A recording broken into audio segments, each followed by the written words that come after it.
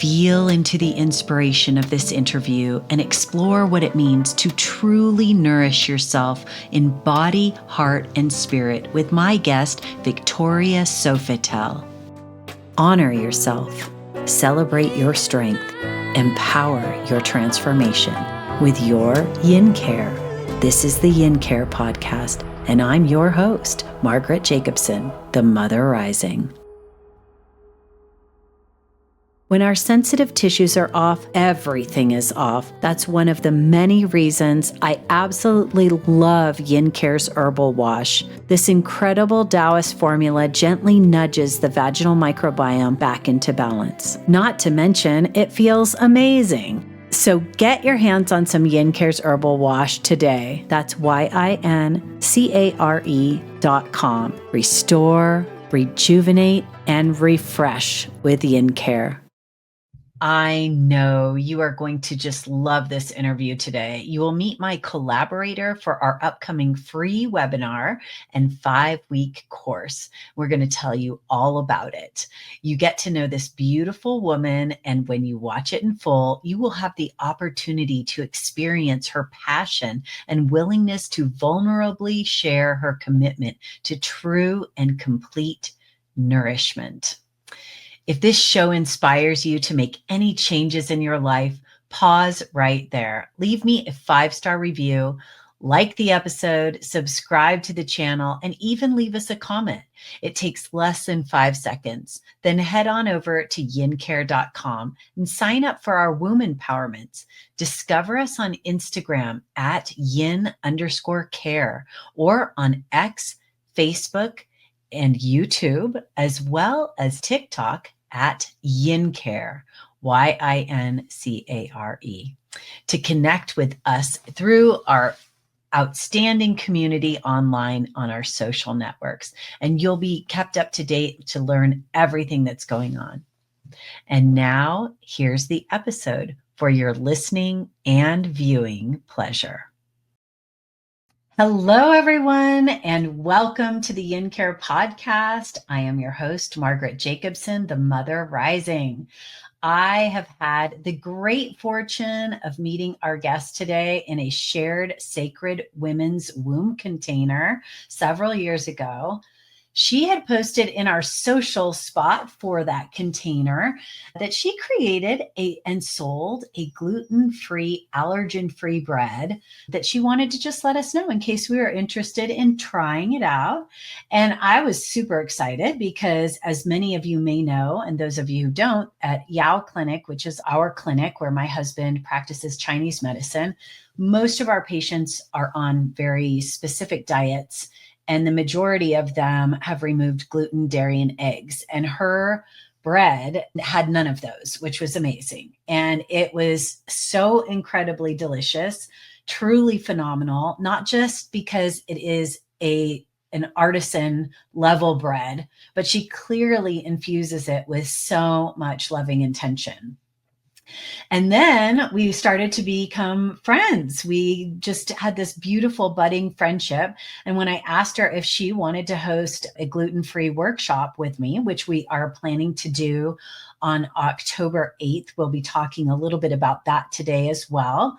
She also offered up another course that she felt would be really supportive of people along their health creation journeys. And it is called Nourishing the Vessel. So let me just take a moment to share with you who this beautiful woman is. Please welcome my co-facilitator and dear collaborator, Victoria Sofitel. Victoria is a behavioral scientist, corporate consultant, allergen-free healer, and transition doula entrepreneur who brings together science, soul, and deep compassion in her work. She's the founder of Yes Bakery and Victory Flour, and her mission is to help people reclaim nourishment in every sense of the word, body, heart, and spirit. And we've come together to create something really special called Nourishing the Vessel. And today you'll get to hear Victoria's story, her philosophy of nourishment, and why this program is so incredibly close to our hearts. Welcome, Victoria. So great to have you. Yes. You like I that? loved that. Thank you. That's how you feel when you eat that bread. Yes, That's I that's have the something hope. delicious. Yeah. So, anyway, it's so great to have you here. And I'm just thinking that since people are new to you, that they haven't met you necessarily, if you could just start by sharing a little bit about who you are and the work that you're most passionate about right now. Yes. Well, thank you for having me, Margaret. This has been such a beautiful growth opportunity, to meet someone as equally as passionate and committed to wanting to share that with the world. So, yeah, this has been such a wonderful journey. And a little about me. So, yes, I am formally trained as a behavioral scientist in industrial organizational psychology. So, that's consulting to businesses on how to be more efficient. But even during my graduate program, I was trying to weave health and wellness into the workplace. And at that time in the early 2000s, I was like a three-headed monster, to people. They just did not know what to make of me. Wellness programs were being talked about and definitely What year more was that again? Did you say about? 2005, Okay, great. Thanks. 2005, Yeah. 2006. It was, again, like some companies it was on some companies' radar, but it was nowhere near like even yet to be a buzzword. And so I was always trying to, whether I was doing executive coaching or organizational diagnosis or surveys, whatever the class was, we had to go into an organization and do what we were learning about. And I was always trying to get at the heart of things. So I was trying to, bring such meaning into the workplace because it's where you spend so much of your life. And it makes sense to me Exactly. that a company's bottom line can also be very much impacted by a healthy workforce. Absolutely. Like diabetes isn't cheap. No. Cardiac arrest is costly. So, and my personal belief, we're not designed to live that way. Like there's a way to navigate the world in everybody's unique way that their constitution is designed, where that doesn't have to be the outcome. And I don't say that with an intention of being insensitive. You'll hear a little more of my story. Like I did not grow up with a silver spoon in my mouth around that health wise, but it was just a deep knowing that was the truth. And being young and disease free at that time in my life, my early 20s, my mid 20s, it was just a theory, right? And so I needed to go, my researcher mind needed to go out into the world and find people who would let me work with them. So I have always been trying to merge health and wellness with my behavioral scientist background. And it's definitely shaped how I've shown up in the world in different ways. And it's also a little funny because people, for as much as I love food, everyone's like, you should have a restaurant. Someday you're going to have a restaurant. You're going to, and I'm like, no, I'm too important. I have too many other things I'm supposed to do in this world. So it's sort of ironic that now I have this bakery because I was like, oh, everyone kind of prophesied this over my life. That's so interesting. Right? Although it never really manifests the way maybe you thought it did at the time. It's always more perfect and better than it could have been. That's so cool. So yeah, so it's a little bit about these two very seemingly divergent opposite points and how I am a vector where they come together into the world and what I have to bring forth.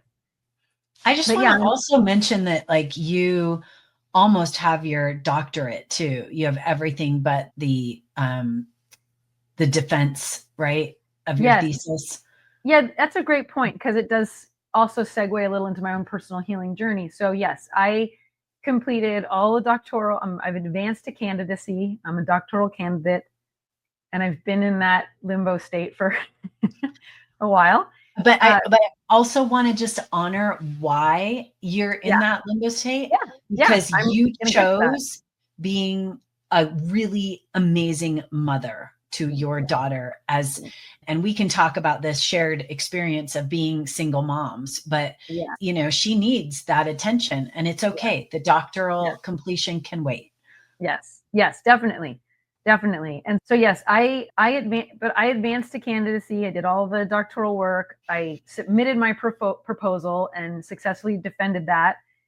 And when it came to doing the dissertation research and then writing the dissertation, I was pregnant at the time, and I was diagnosed with a rare form of cancer. And the OBGYN at the time was like, you got to go see the specialist. Like, I can't, but just so you know, the lab took it upon themselves to say, your results are so rare. They were curious and they wanted to type it for themselves. And they said, 1 in 200 million women rare in this form of cancer. So I go to see the gynecological oncologist, and she says, I have no data. I can't guide you. You could keep this pregnancy and then it aborts itself, and you have to have a hysterectomy in 3 months or 6 months, or maybe your body will take care of this altogether. I can't guide you. I have no data to guide you with. And so this has to be your choice. And it was such a hard choice. I really felt like it was my only chance, my last chance to become a mother, given the circumstances, right? Like I just felt like I wouldn't have a pregnancy wouldn't come after this invasive. So, and the procedure they'd have to do, the treatment was the biopsy, but it was very invasive. And so I really belabored, and I ended up electing to terminate the pregnancy and have the procedure done, which fits into a whole other discussion that I know you and I are both very passionate about, around giving up our agency and letting others be more of an authority over my body. Because the truth is, within my body, what I was doing and why I made the choice was, with morning sickness, I was gravitated towards starchy foods. And so, yeah, the animal cracker or the saltine cracker is what helped me get through those first few weeks. But as I was eating that, I knew enough to know at that time that I felt strongly like I'm also feeding cancer. So like my womb at that moment, this is just how I internalized it as a 30-year-old. My womb is not even a safe place for this child to grow. And so I, through guilt and, ended up feeling like I wasn't a safe place for that soul to be nourished. And so I released that baby, and then had the procedure done, and then was told I was so scarred from surgery, I would never conceive again. And it was, and then the follow-up biopsy and testing they had to test me a lot regularly after that for a few years before I was in the clear of like, it's not coming back and you're safe.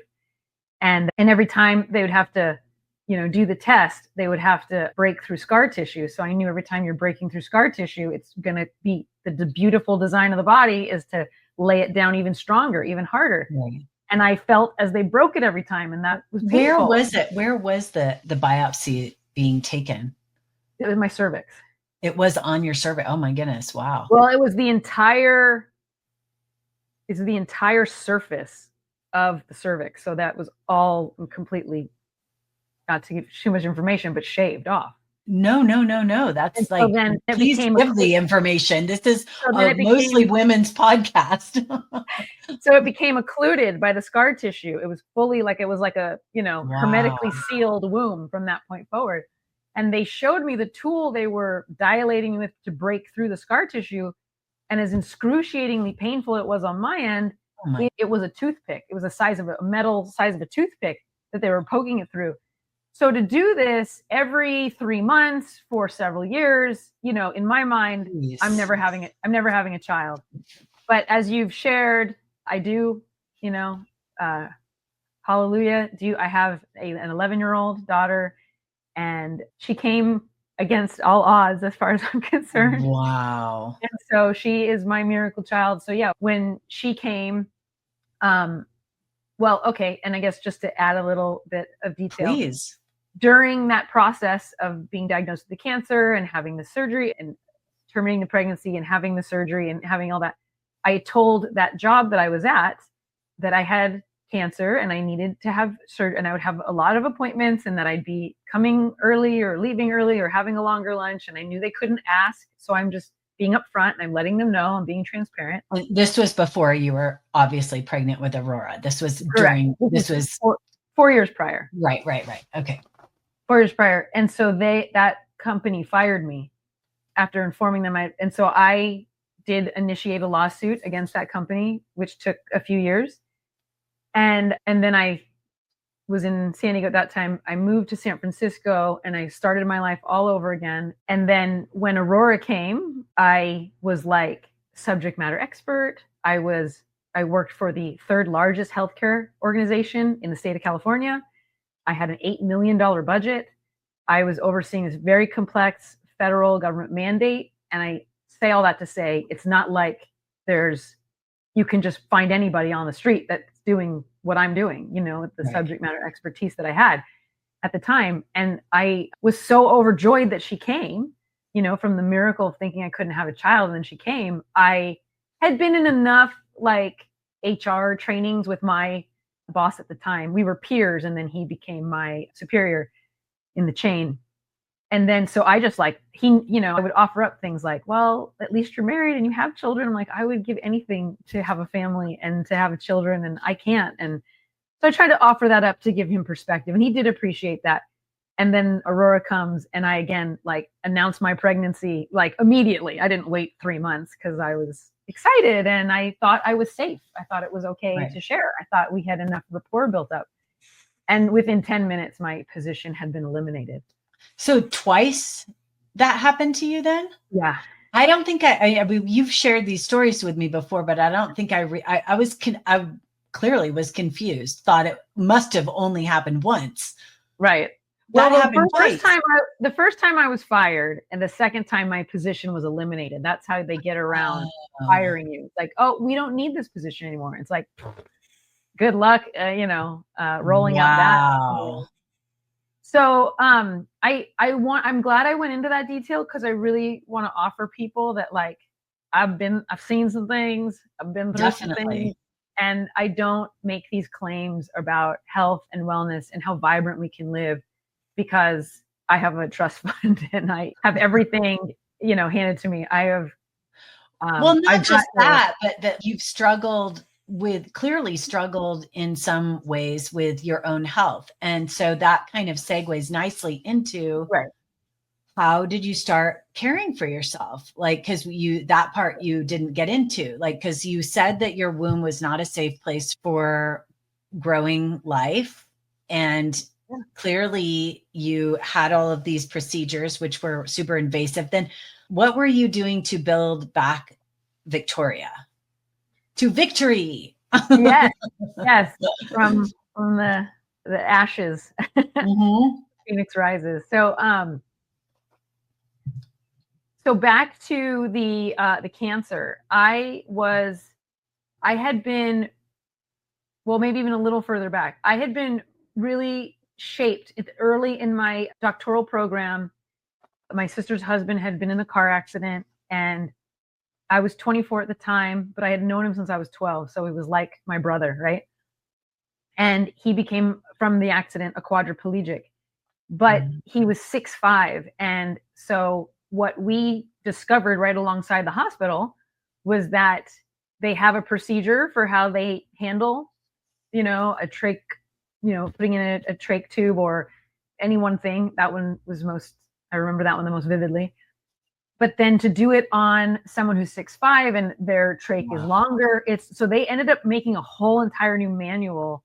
He was like their guinea pig, as if he's large enough that they haven't had enough procedures with someone that large that they had to really write a whole new manual for how to do it for humans, that were larger than the average bear. So, but being by his side for 10 months as we went through that, I think was one of those defining moments where my father's a physician. I grew up working for him in his office, and the way kids don't really understand all the nuances, they just kind of see black and white, Yeah. So I worked for him, and I would, what I got from filing paperwork and sitting next to the woman who did billing, and I ended up creating a position at the job to verify insurance procedures. I'm like, my industrial organizationalist mind was going. from a young age. From a young age. And so there's a blessing and a burden. But just from the background of being, in the back office, I was like, insurance companies are, the devil. And and also dad, you guys aren't getting at health, and I remember a patient left and then walked back in the door, and they had to create buzzers on the door because of this patient stormed back in and took my dad and threw him against the wall and pinned him up against the wall, screaming at him. And I, what happened? What happened with that guy today, Dad? And he said, oh, I had to give him some bad, results. He wasn't happy with the results, and he's diabetic, and I had to explain to him that, this didn't just happen to him. This was, he had a part to play in this. Right. And so as a kid, I was just like, wow, that's powerful. Yeah. Like, why can't people see this? Why do they just want to take a pill? Why do they just want, like a get rich quick scheme, and like they have to take care of their body. And at the same time, I was realizing around 15 that I didn't feel good when I ate fried food and fast food.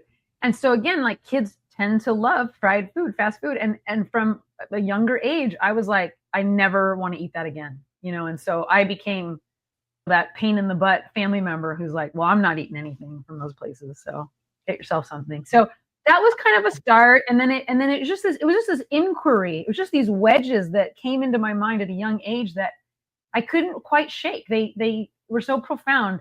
And then it built on itself. So from as a young child starting to go, why aren't we talking about diet, Dad? Why aren't you talking about drinking enough water? Why aren't you talking about exercise? I was also really into exercise.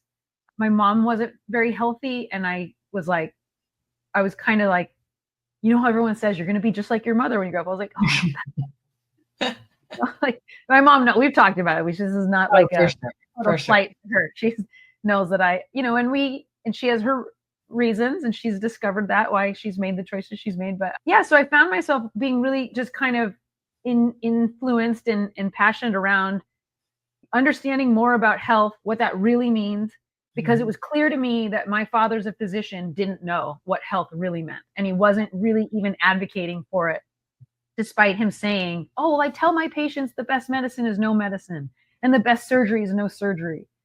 And I'm like, okay, but you'll go to a surgery for no reason. Like you're so willing to go under the knife.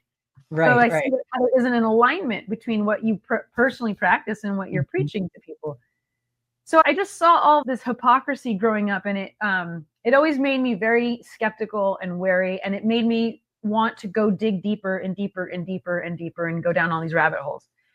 So back to, with the cancer. So I'm watching my sister's husband go through his situation, and I'm by his side, and I feel powerless. Like I wish I knew Reiki, or I knew how to massage, like I'd been taught. I had a degree in it, Right. But I was a healer, and I would just rub his injury was at C5, C6, so he was permanently in flexion.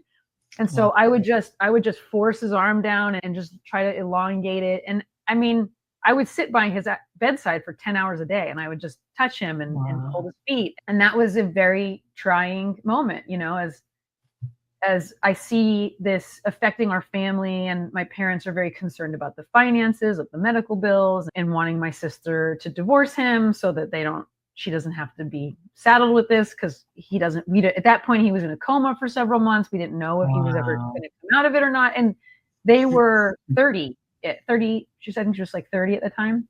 Wow. 32. And so, so just again, witnessing all that made me despise kind of the system and the way people think, even though I understood the reasons and like society and the obligations. And but I was also still very torn, because I understood it, but also, and then I also felt like the food he was being fed was hospital food. And so I was living off of, grants and whatnot for my graduate program, but I was making him organic meals. I had just kind of learned about organic food, and I was making him organic meals and bringing that in. And I'm like, there's no way you're going to rebuild a foundation on this hospital food. Like that's, right. I see what this is. It's not going to work. Right. So, yeah, it was that really, again, was a defining moment where I just believed, but no one around me kind of trusted me or could meet me there. Right. And so then with my program, I was always, again, looking for ways to work with people or businesses to bring health and wellness into it. And I had a few clients, and I'd work with people who had asthma, and they would, after 18 years of asthma medication, no longer need to take it, and it was like, okay, I got a little bit of confidence knowing that my theory is accurate. And so on one level, I almost wonder if I kind of willed or wished the cancer thing, because it was like I believed right. that I could heal it with food and with diet. And yet at the same time, I knew that I wouldn't die from this form of cancer, but to not be a mother to me would have been a fate worse than death. Right. So I had been studying with a Qigong teacher, and he had a whole protocol around food and how food is the healing medicine. And that completely resonated with me. And I was just searching for anybody that had certain illnesses, specific illnesses that we could target. And I had, again, tremendous success with certain people who had different diseases, with high blood pressure, arterial sclerosis, and lowering cholesterol 43 points in a week with no exercise changes and no dietary changes except adding in one vegetable, and I made him smoothies to drink. So I had seen enough to believe it was possible, but I think being fired, being alone, and my child's father abandoned me in my moment, and just some other things that were going on in my life, it just felt like too much to really bring my superhero self to that. So I was doing the cancer blast, and I was eating all the pineapple top and the rind of the pomelo. I was rotating all these things in the diet. And these are things that you likely, I'm guessing, researched were anti-cancerous in nature. Okay, Yeah, that was coming from the cancer protocol from the Qigong teacher I'd studied with in there. And I was like, so I was following it to the T.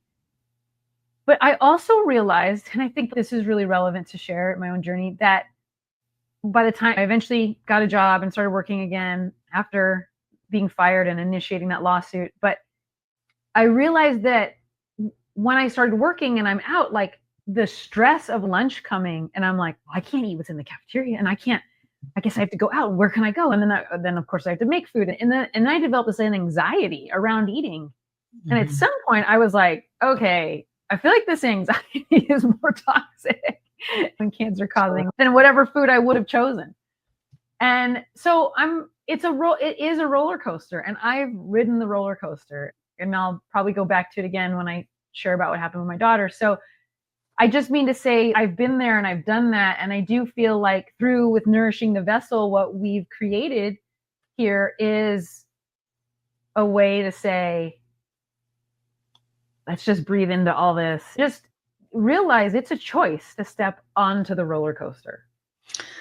I love that. And I would, you might need to just trust me. Yeah. Yeah. I was just going to say, I think one of the things that kind of came up when you were talking about your dad too, and the guy that came in and threw him against the wall, the patient that was angry and frustrated, it's not anyone's fault that, yes, you are fully responsible for whatever comes forward in your life in your health, including diabetes, including all of, I just heard that I just was listening to the High Wire that was yesterday's, whatever blast about it, and they had said that RFK Jr. was quoting when he was in the Senate hearing yesterday. He had just gotten a statistic from the CDC. So this is a very new statistic. It was 76.4% of our population in the US has a chronic disease.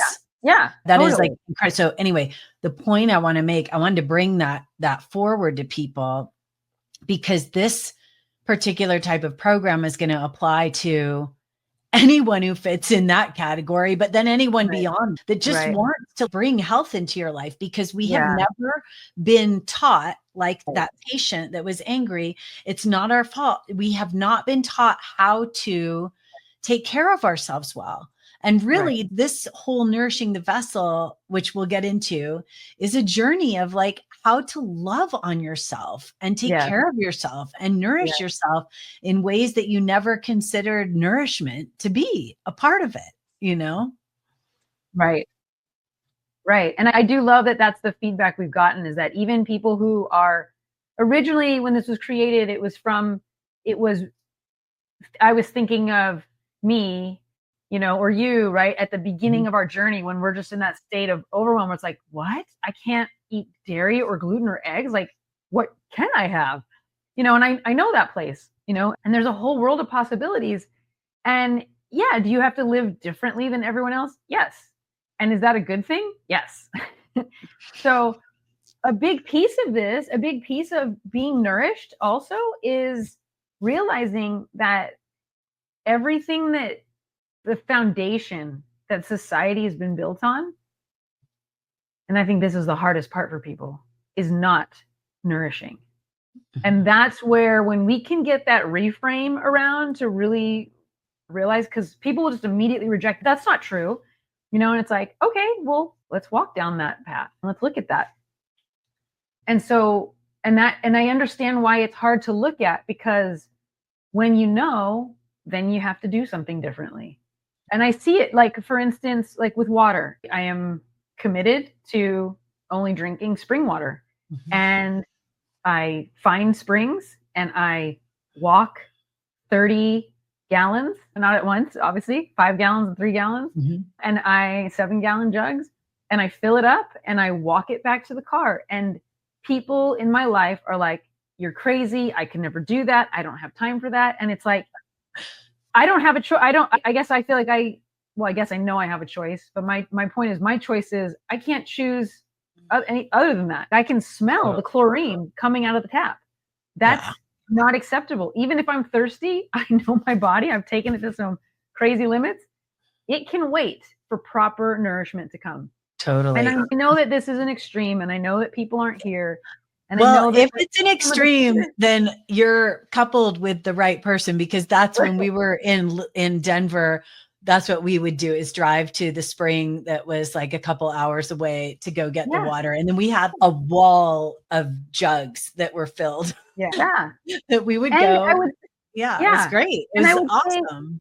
And I would say there's the journey to get the water is so rich. The conversations with my daughter, the time she didn't want to come when she was older, and the time I spent by myself, it was so rich. And then when I got to and so I joke that I'm the woman at the well. And then when I get to the well, and people are sharing their stories, and where did you come from? Or when it was COVID and people were gathering at the well to get water. I just listened to a podcast yesterday from Free Birth Society, and the woman that was sharing her birth story, she met her magical, loving partner at a well like that. So the magical things can happen around the well. You never know. Totally. And I do want to just say, if you know off the top of your head, because I can't remember, there is a website we should reference for people that they can go to. Yes. Do you know what it is?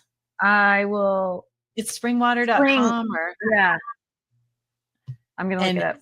So if anyone is curious to find out about the spring water that's near them, there's actually a good number of springs around the United States. They're there. They exist.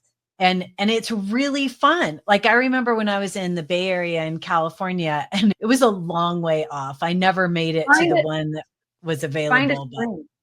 Find a spring. Findaspring.com. .org.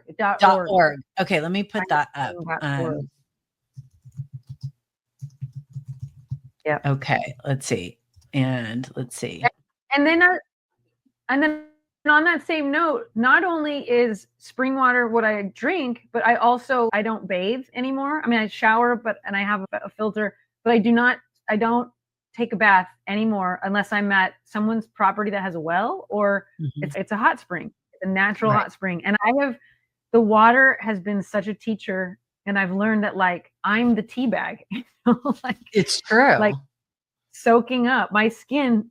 Our skin is our largest organ, Yeah. and we so easily slap stuff on it that we don't question what we've been told. And this goes back to your point that it's not anyone's fault, and yet we're responsible to ask these questions. And so again, I just started at a young age at seeing things and it didn't make sense, and I kept asking and I kept asking and it just kept leading me. So it's been a lifelong journey. There wasn't any one moment. It's like a sunrise, it's a dawning. It's light for hours before the sun finally pops up. I'll just add in there too that interestingly enough, that's kind of been, I have been on that lifelong journey as well. At a very young age, I think I was in high school, I got exposed to this book. At the time, it was really a popular book called Fit for Life. I don't know if any did completely date myself to, I'm surprised you know of this book. Yes. And so I read that book, and I think it was mostly vegetarian. I don't think it was a vegan book, but anyway, it made sense to me. It started talking about the order in which we eat foods and how to put, and so and at that time in the 80s in California, like every high school girl was wandering around with a giant Evian bottle. That was like a thing. That was, you were cool if you had your Evian. Yeah, exactly. Yeah. So, we were drinking lots of water. I was eating at the health food store, but I would still allow myself certain treats. I wasn't like 100% in, but I was evolving, but I'm just okay. And then I went into college, and at that point in time, this kind of segues nicely into mentioning a little bit about how we'll be doing a pre-workshop so people can get to know us a little bit more, and it's free. It's a gluten-free workshop. It's called Never Going Back.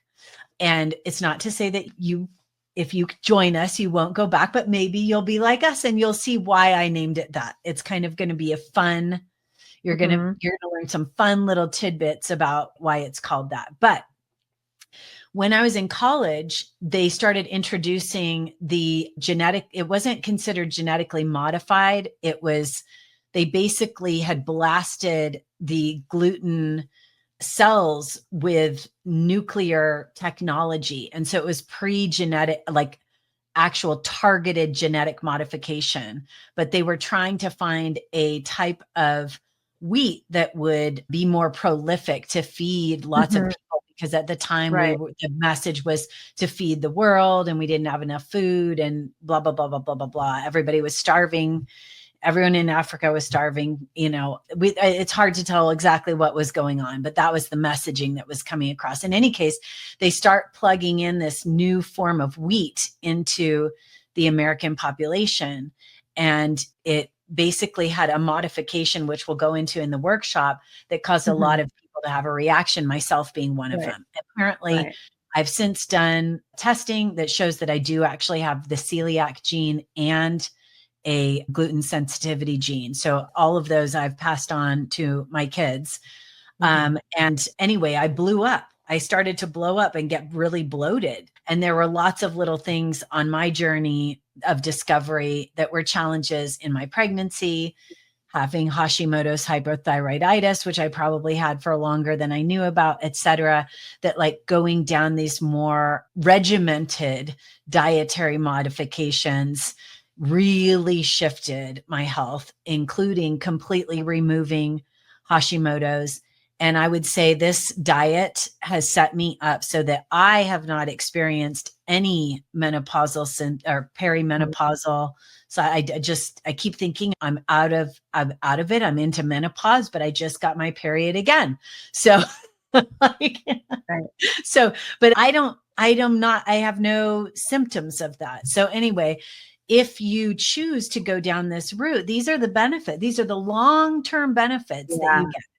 So so whatever you feel like sharing, go for it. And then I'm going to take a look at some of the questions I have too. But what comes up after I say all that? Yeah. Oh man, I did have a thought, but just that, or what I hear you echoing, same as me, your own unique storyline, your own unique journey into it. But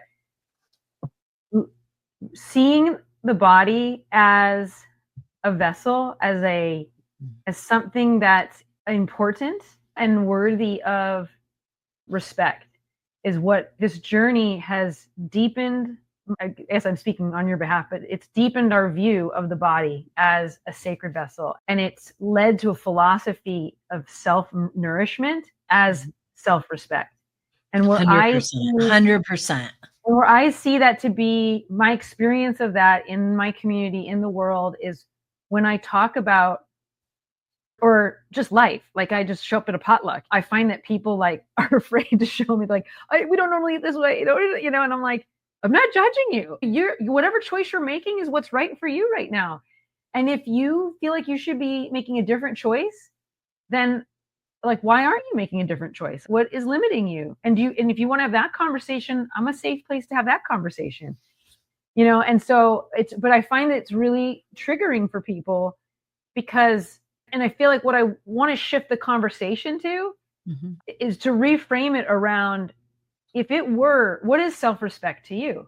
You know, and people mostly think how I'm outwardly seen, how I'm portraying outwardly. It's like, okay, that's all great. That's all great. And what you take in with your eyes, what you take in with your ears, what you take in with your mouth and your nose is all also ways that you are respecting yourself or you're not.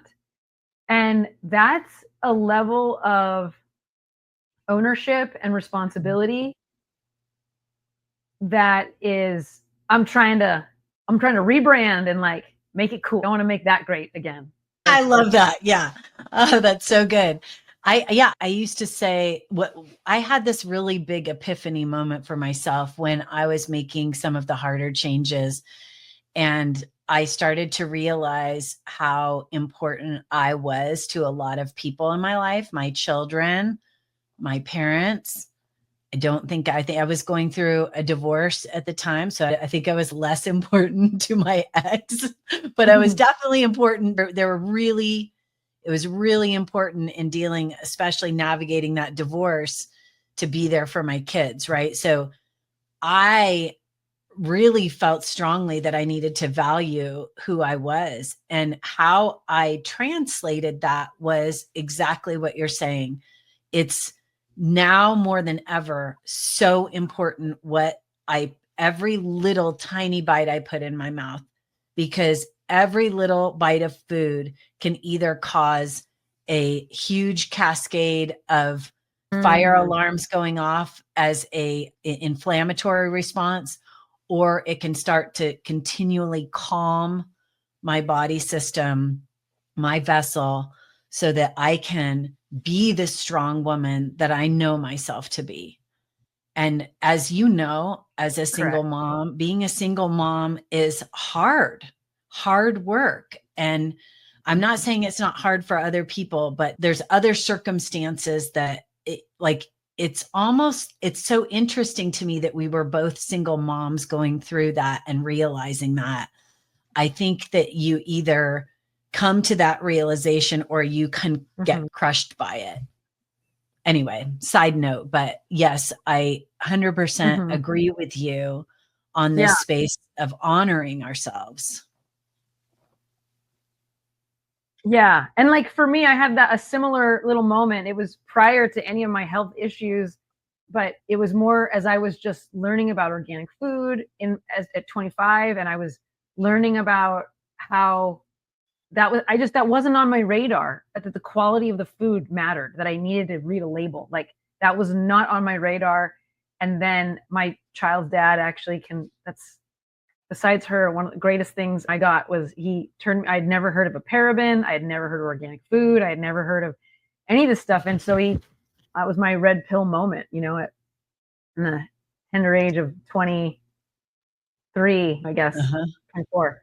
And one of my big aha moments kind of early on was like, it's simple, but it's so profound. And when I share it with people, it helps, again, create that reframe that is helpful to just keep moving forward as you trudge through the everyday stuff, right?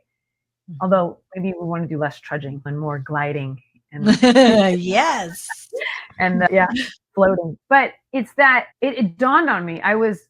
So through my sister's husband's going through that, being a quadriplegic and being by his bed and being in graduate school and just feeling like there's not enough meaning and I wish I could nourish him. I went and got a separate degree in a massage program, a 1,000-hour program, a holistic health practitioner program.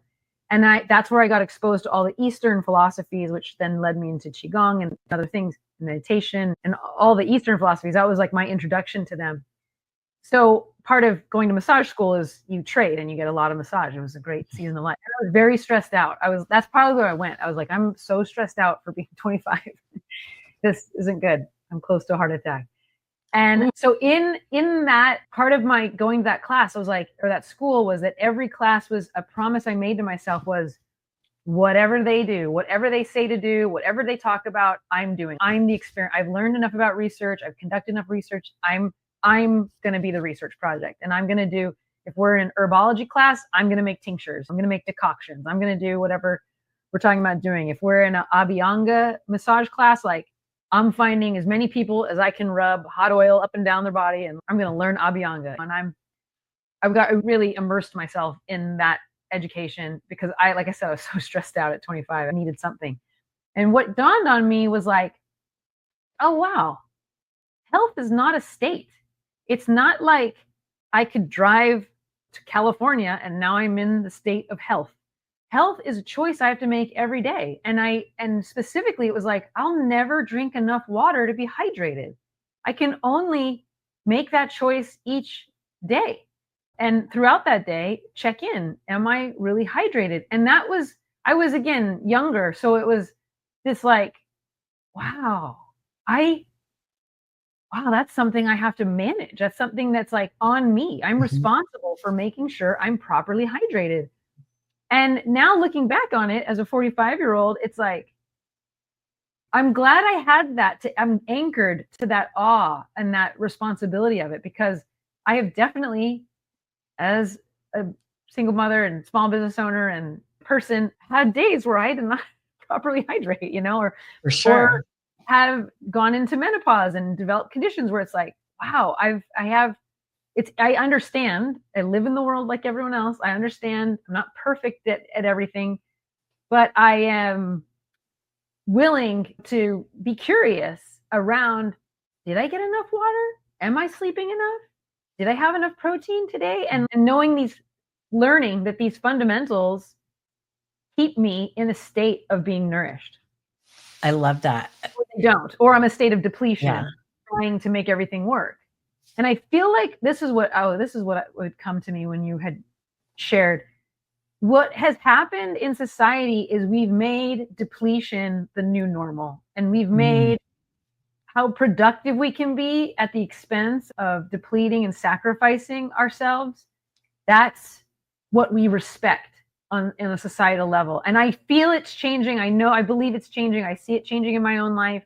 And I'm stoked to be a part of that, and I'm ready to be a pillar in this community where it's more like, I'm actually, what that shows me? That you're willing to compromise on things that are the most important things.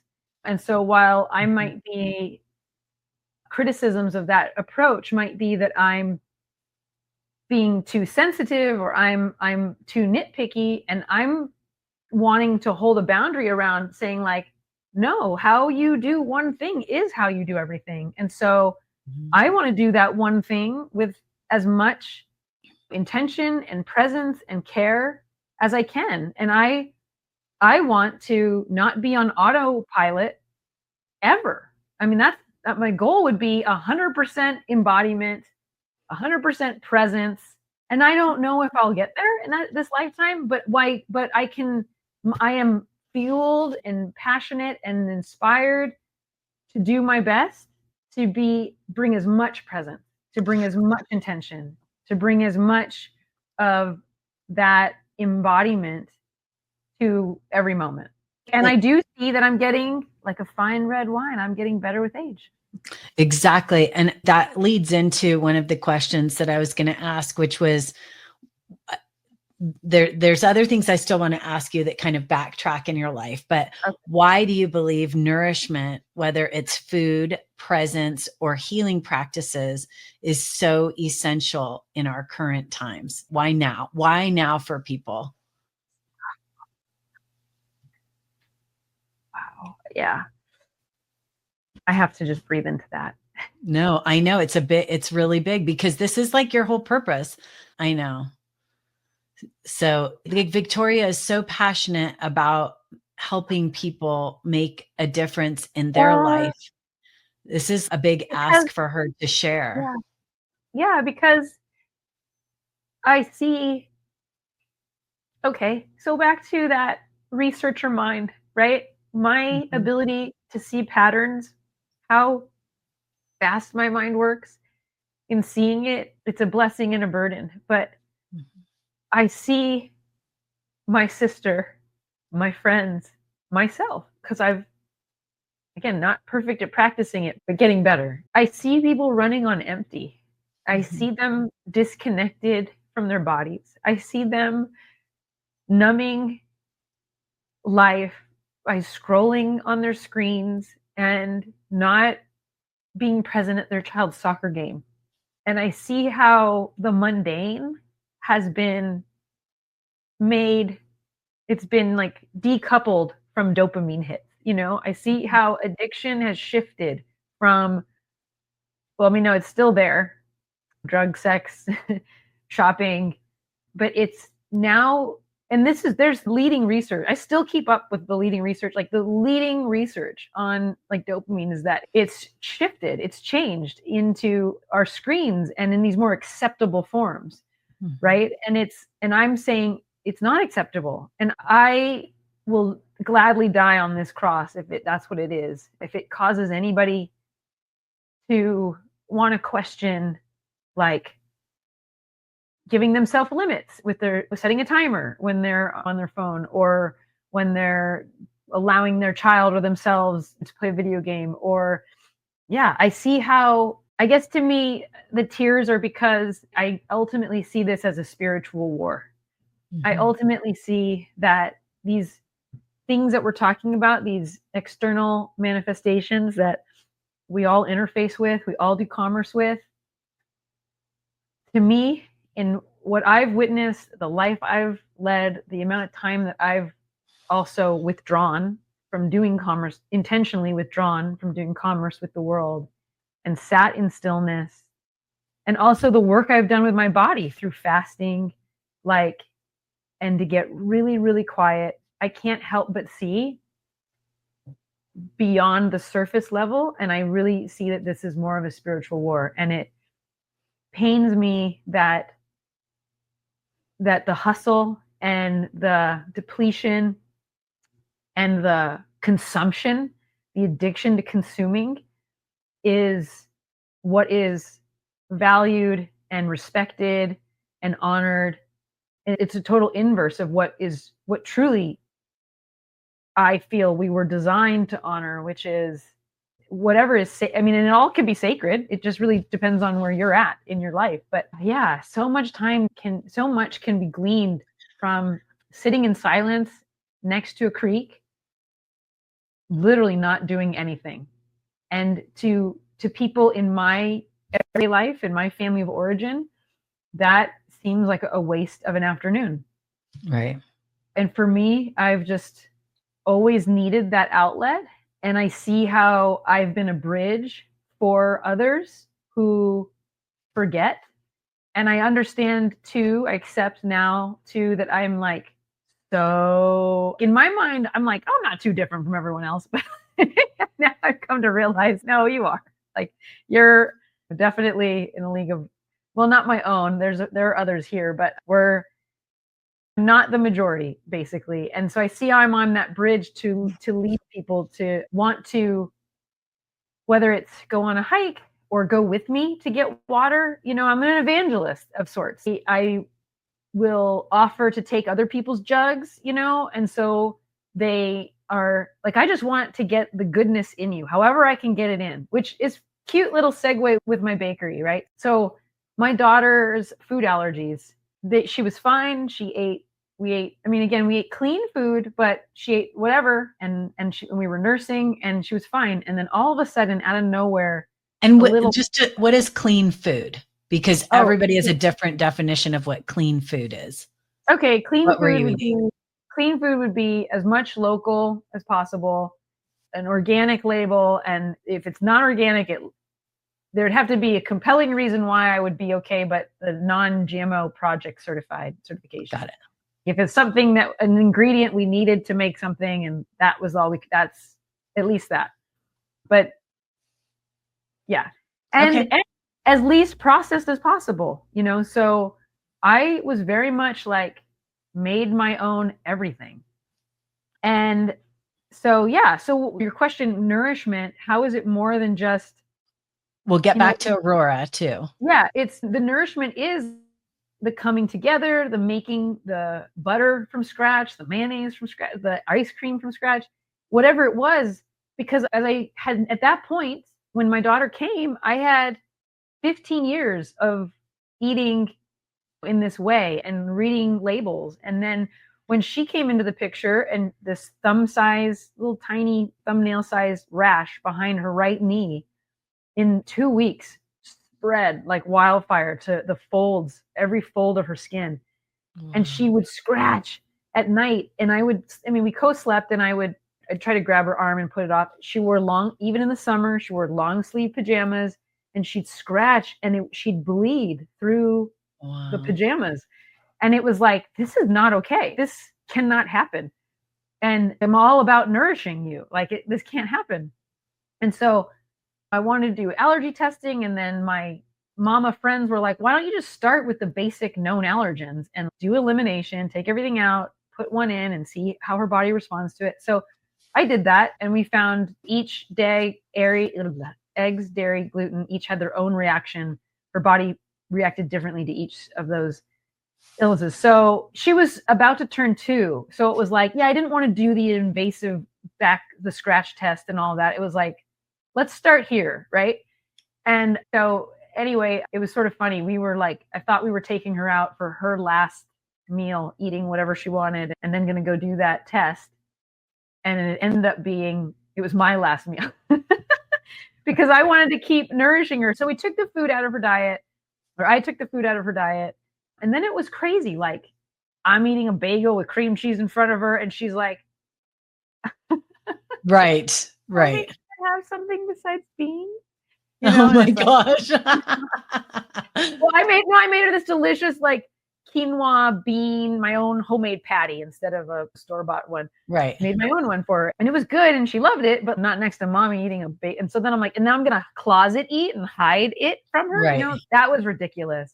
And her skin had only cleared up a little bit. So then when I took the gluten, eggs, and dairy out of my diet as well, because I was nursing her still, her skin completely cleared up. And that was like the evidence where I was like, oh, okay, I got to join you on this diet. And I think part of that was a gift to humanity because I will not eat cardboard. The stuff I saw out there when I would buy gluten-free things, it was dry, crumbly, gross, flavorless, and filled with so many ingredients. I'm like, this is not nourishing. This is not, I'm not eating this. And I felt with xanthan gum in particular, I would feel this burning sensation going down my throat. So I was like, okay. And I was like, do I really have to make everything from scratch? And so thus it began.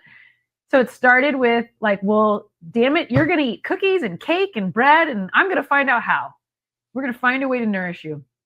And so 2 years of tinkering and reading different blogs and what people did and their blends, but everyone was throwing xanthan gum in there because they want to mimic gluten. And I'm like, I just rather not eat bread ever again versus eating something that I feel a burning sensation going down my throat. Like that cannot be how I operate from this fundamental belief that there is a divine source being, the God who made stars and waterfalls and, beautiful flowers is like, yeah, I'm going to talk about bread in this book, but the rest of you eat this crap.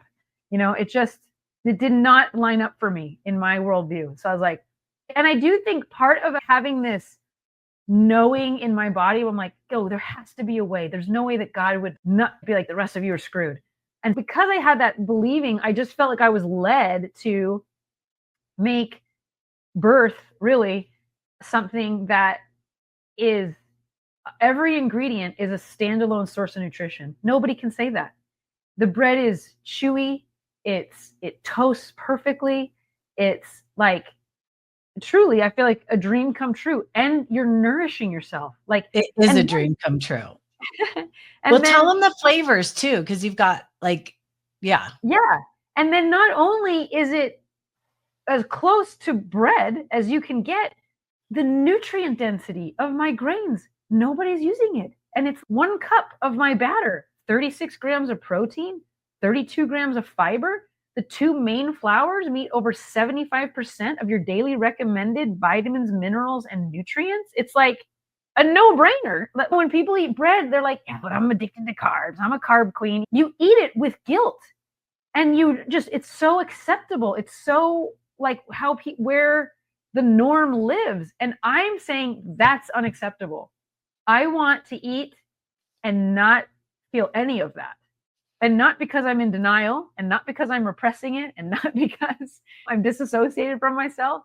I want to eat it with the excitement of, exactly. I am nourishing myself and I'm getting my carb kit. It's possible. I love moving through the day, honoring all of who I am as a woman. That can be a challenge when imbalances such as damp heat, or toxic heat rear their ugly head vaginally, and issues such as yeast infections, bacterial vaginosis, and even HPV creep in. When our sensitive tissues are off, everything is off. All the tools I may have in my repertoire to ground and center go out the window, and I feel myself coming slightly unglued, to say the least. Everything is so incredibly uncomfortable. But I was tired of finding product after product that completely obliterated all of a woman's microbiome, and honestly was worried for all the other strange but natural culinary items I was testing out inside my vaginal cavity. It seemed wrong to kill all the bacteria off and then work to build a healthy vaginal microbiome back up again. That's one of the many reasons I absolutely love Yin-care's herbal wash.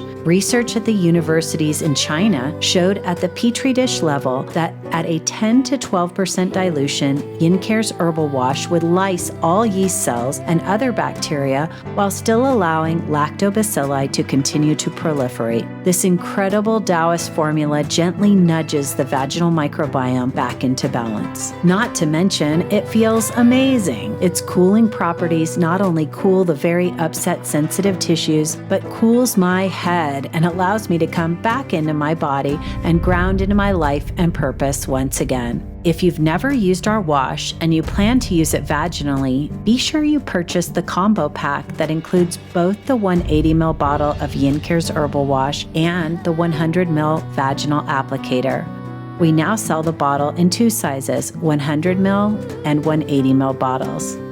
So head on over to yincare.com. That's yincare.com. And by the way, Yin-care's herbal wash feels excellent after some rather hot and heavy lovemaking, or even at a less sexier time, but incredibly important, postpartum. Yin-care's herbal wash is excellent for postpartum care to cool things off, while also offering antimicrobial and antibacterial properties. So get your hands on some Yin-care's herbal wash today. Restore, rejuvenate, and refresh with Yin-care.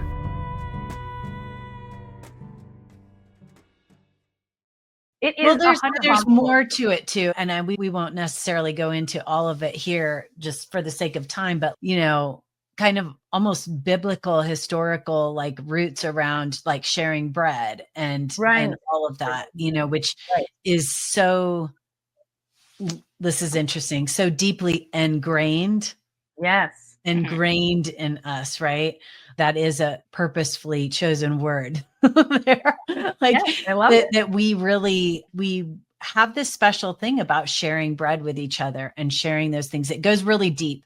And so just to say, there may or may not be people that have had to remove all grains from their diet. And this Nourishing the Vessel will absolutely serve you as well, 100%. Right. We're not Right. saying you have to eat Victoria's bread if you join No. us on Nourishing the Vessel. It's a wonderful tool, especially for people that are wanting to take some first steps in alignment with their greater health on the journey of transitioning their food intakes, because there's gluten is just such it. I think it's like they've done studies where it's a very high percent of the population that has an actual sensitivity, like the genes for sensitivity. So Yeah. even if a lot of people will say, I don't have a reaction to gluten, or I took it out of my life and then I put it back in and I was fine, you will really not know the difference until you've taken it out for at minimum 6 months or a year, Yeah. really Yes. like a year. And Exactly. it can't be there's no like, oh, I had a bite of my friend's quiche or something like that. No, you don't get to have any little mini bites, because your body knows when you've taken just a tiny bit of it, it will consider that you've had the whole reaction again. And it's Yeah. so it's almost like you have to start back over again. Go Okay. ahead. This just dropped in my head as you said that. The body is the ultimate witness. Mm-hmm. It is with you, obviously, every moment of your existence here. And it is witnessing your choices. It's the container for your cortisol as you're reacting to something, a situation. It is the ultimate witness. And if you were to personify it as something separate or other from you, could you imagine any other person walking around with you, or a camera crew walking around with you as you take something in, and then not saying like, how did that work for you? Like, how was that? What was your experience through what just happened here? But with our body, we have the choice to gaslight it, to deny it, to repress it, to disassociate from it. We have a freedom. Like, free will is a burden, actually. And it goes back to love. True love, by definition, requires that you have a choice. You may choose to be here with me fully and know me completely and take this to the depths that we could take it to, or you could fly and be free. That is God's incredible gift that can so easily be minimized, glossed over, not wanting to take, but to sit in the fullness of that, there's this choice. And so our bodies are not just vehicles. They are this intelligent design. I don't even know what word could use to contain this intelligent, very Expression of sophisticated. our consciousness, really. Yeah, it's right? this very sophisticated piece of machinery, if we're going to lower it to even that level. For the average person to take on, like, it is with you, and it sees everything, and it's very humbling to come back to your body and say, my mistake. That was a mistake. I'm ready to listen to you. I'm ready to allow you to guide me. I'm ready, or maybe not you, I'm ready for us to have this relationship where you give me feedback. I give you inputs, right? Mm-hmm. I give you inputs, you transform it, and then you give me an output that lets me see how on or off of my trajectory, my stated trajectory, I will get. And that output is quality of your stool, the quality of your eliminations, I guess we'll just say, the amount of phlegm that you live with. I mean, the people brain that fog or brain clarity, sure, sleeping better or sleeping worse. Yeah, there's so many pieces of it. And I would just want to piggyback on that and say that this is one of those things that, like, it's really like we're explaining this to a larger population that maybe hasn't been down this journey before, or is taking the first steps around this journey, or maybe has started the journey but needs a little extra hand holding, and we're here to say, after 15 plus years, 20 years of doing this, and then our lives, like we said, always being very aware that the fruits of this are not just the removal of a chronic condition or a disease. Mm-hmm. The fruits of this are a true communion with your vessel. Like when you start to really have this deep relationship with your body, that's why it's really hard for us to have this conversation and explain it on a superficial level, because it just really won't make sense. But truly, it is the merging of our consciousness at a cellular level. This is the expression of God within the body. This is truly, when you nourish your vessel appropriately, this is what we're meant to be. This is the full, and we're not even there. We're just a few baby steps ahead of you, maybe down this journey. And we're like, yes, come on the journey with us, guys. We want to hold your hands. And we're so happy to tell you that we had a successful trial run of this course. And the feedback was how amazing it was to be in community. And we want to invite you all to be a part of this. It's a 5-week period. It's right before Thanksgiving, it ends right before Thanksgiving. So you'll have all the tools to navigate the holidays because that's the hardest point. Is people are always saying, we hear this in our clinic all the time, well, I don't want to start this now. People say September or even the end of September. There's reasons why they get off their program at the beginning of summer, because there's all these summer foods and they want to get back on it. But there's the holidays that are looming. And then there's that magic transition at the new year when everybody's like, okay, I'll start now. And they do it for 4 or 5 months and then fall off the track. So we're here to provide you with this beautiful, beautifully crafted course with incredible hand-holding and community for a 5-week period. So why don't you share with everybody what the course consists of, because it's quite robust and really fun. Yes. Okay. So in this 5-week journey, the way the week structure looks like is we meet on Wednesday for content call. And then on the weekend, we have a session where we play together. And again, this part is definitely voluntary, but we'd love to see you. And it's where we have a baking session, and you'll get a welcome kit. You'll get my all-purpose flour mix and recipe cards. You'll get teas, a journal. We have a beautiful little welcome package for you. And then we meet on Wednesday. Sunday afternoon, we have our baking session together, where we're connecting in that way. And then on Tuesday, or maybe it's Monday. Sorry. Monday. Monday. Right. Monday afternoon, we have our integration call. And this is where we check in with how is it going regarding the topics, the practices that we're learning. Are you bringing it into your everyday life? What are you experiencing as you bring it into your everyday life?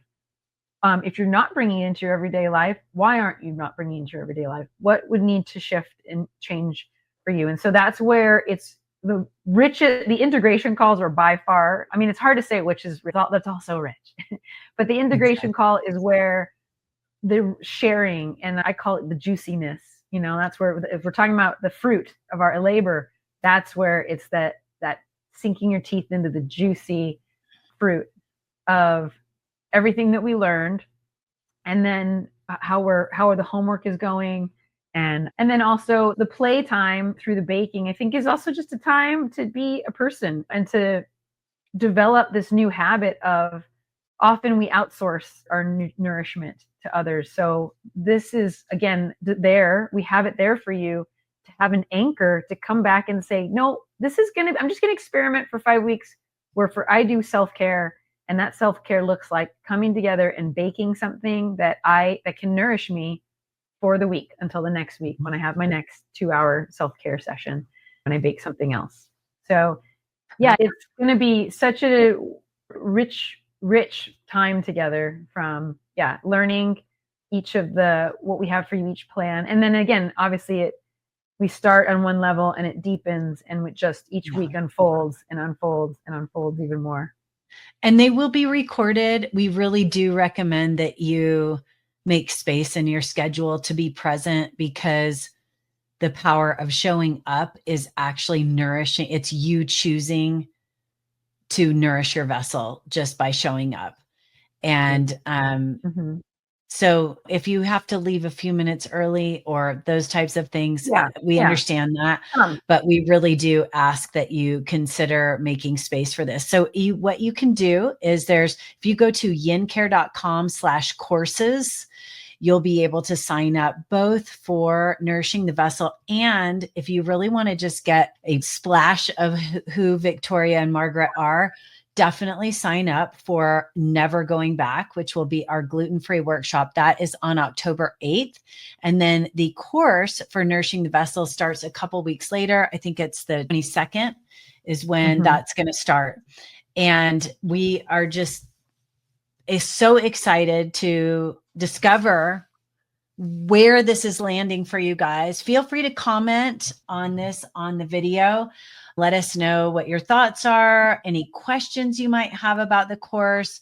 We'd be more than happy to reach back out to you. You can also go to the contact us form on yincare.com and complete that. And say that you have a question about the course, and we can definitely reach back out to you. That would be awesome. Also, just want to make sure everybody knows Victoria's website, and that is oyesbakery.com.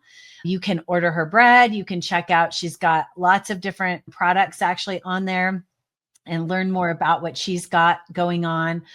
Yeah. And it's amazing bread. So highly recommend that. And then definitely you're going to want to go over to her Instagram accounts. There's two of them. There's Oh Yes Bakery. It's at Oh Yes Bakery and at Nourish the Vessel.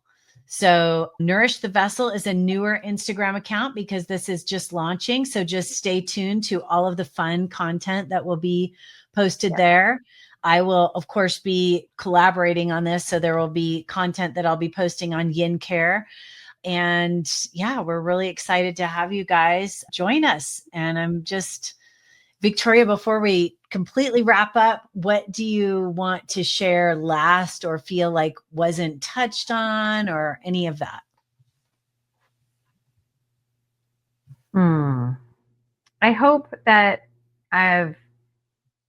you and I have both been able to really speak to people's hearts in a way that they don't feel judged, in a way that they don't feel our intentions are pure, and that we understand how we got here. And there are many reasons, and we don't even have to agree on what those are. All are welcome, and to who are just fed up and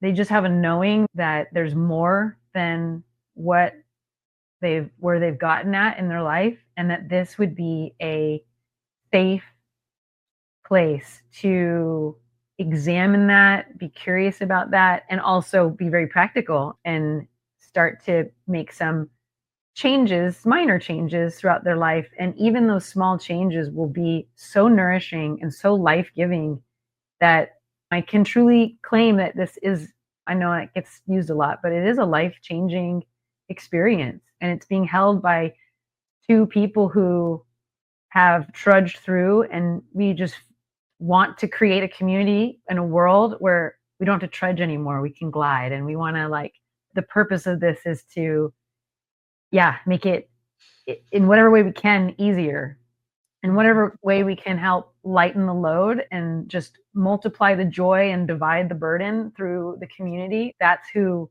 we long to be. And I hope that is I hope that's what came through. And I hope that people feel, like it's a possibility. I love that. I love that. Thank you so much, Victoria. It was just so awesome to make this happen today. And thank you so much for just sharing your wisdom and your life experience. It really is such an honor. Yeah. Well, yeah. May it do as much good can come from it as possible. Wonderful. Thank you for having me. You're welcome.